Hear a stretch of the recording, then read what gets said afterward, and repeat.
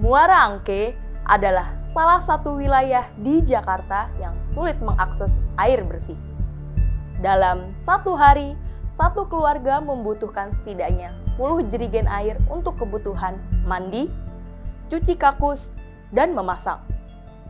Satu pikul air di Muara Angke dibanderol seharga Rp5.000. Artinya, setiap bulannya per keluarga harus mengeluarkan sekitar Rp1.000.000 untuk mendapatkan air bersih. Sedangkan, jika dibandingkan dengan pemukiman lainnya di Jakarta, dengan akses air bersih dapat membayar 200 hingga 300 ribu saja per bulannya.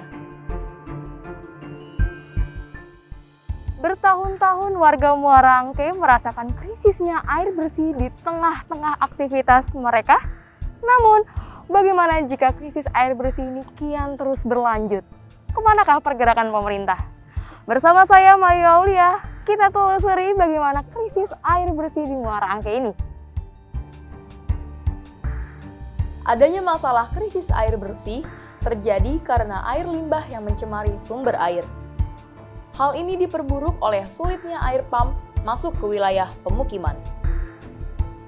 Sulitnya air bersih ini menambah peliknya kehidupan di Muara Angke. Warga terpaksa harus menggunakan air yang tercemar atau justru membeli air dari pedagang panggul seperti Bu Tati. Kalau untuk nyuci baju, nyuci piring, kadang-kadang kalau kita itu gali sumur, bikin galingan sumur gitu. Nah, terus kalau kalau air bersihnya cuma kadang ada buat bilas. Pertama kalau kita pengen kenyang mandi, kita pakai air sumur dulu. Terus ya bilasnya ya kita air bersih cuma 1 gayung, 2 gayung untuk bilas.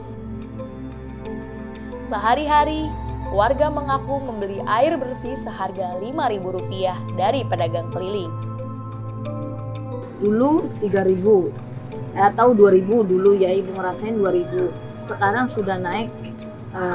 Tahun sekarang tahun 2022 dari 2001 itu udah 5.000 per pikul.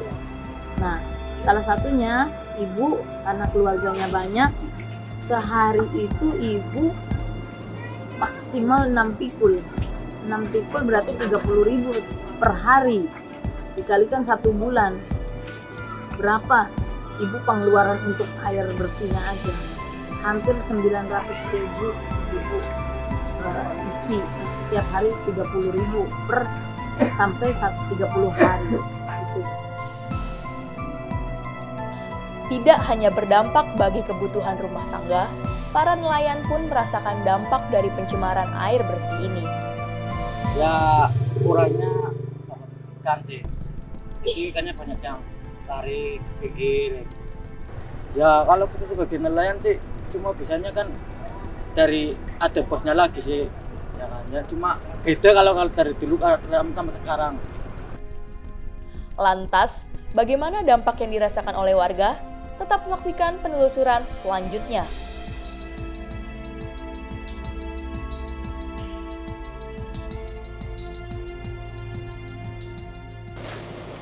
Panas banget ya, Dek. Iya. Sebentar. Abang mau minum dulu ya.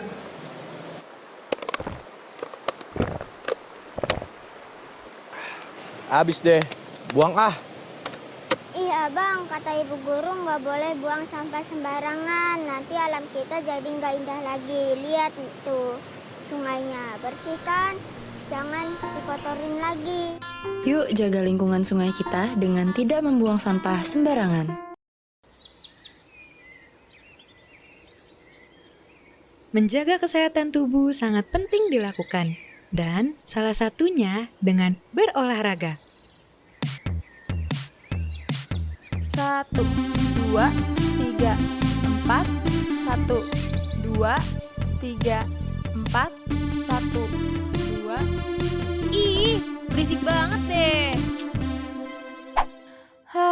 Gerah banget deh. Kak, kok kakak jarang sakit? Terus kulitnya terlihat cerah gitu. Apa sih kuncinya?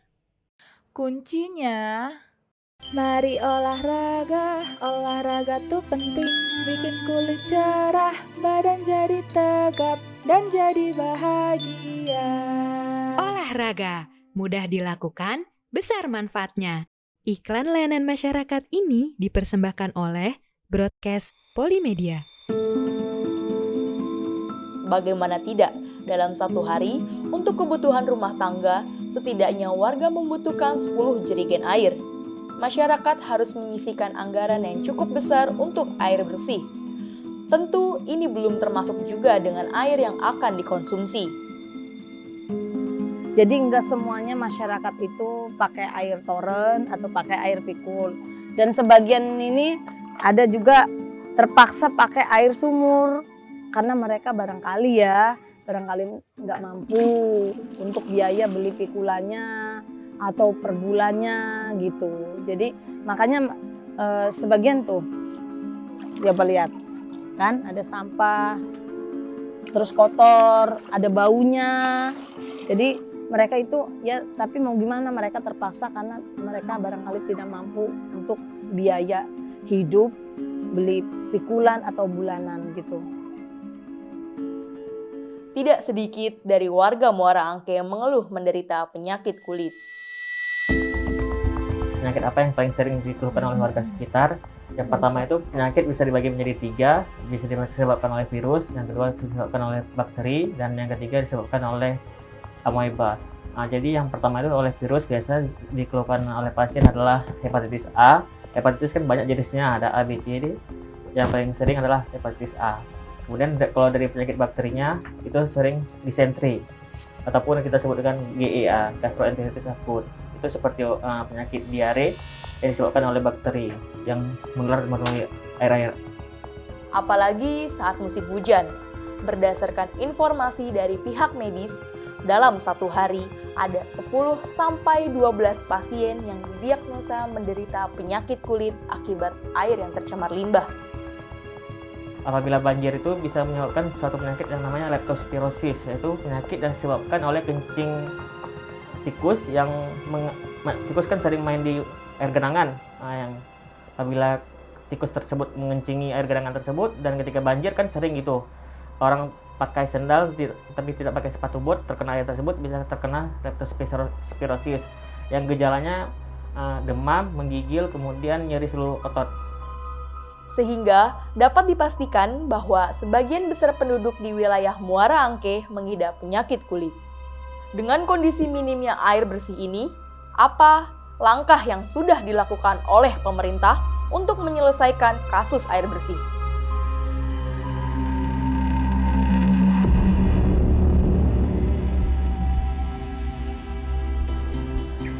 Mama lagi beresin kasur ya? Iya, Dek. Aku juga ah.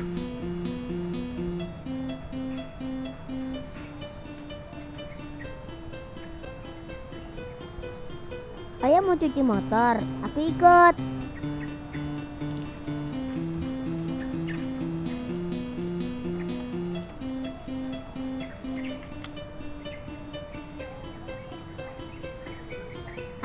Ayah mau nyiram tanaman, ikut dong.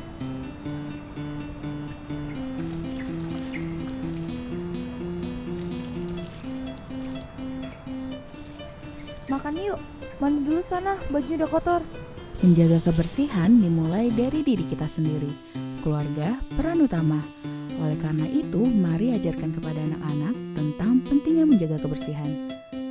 Iklan layanan masyarakat ini dipersembahkan oleh Broadcast Polimedia. Pulang kerja kena macet. Panas dan polusi bikin amarah memuncak.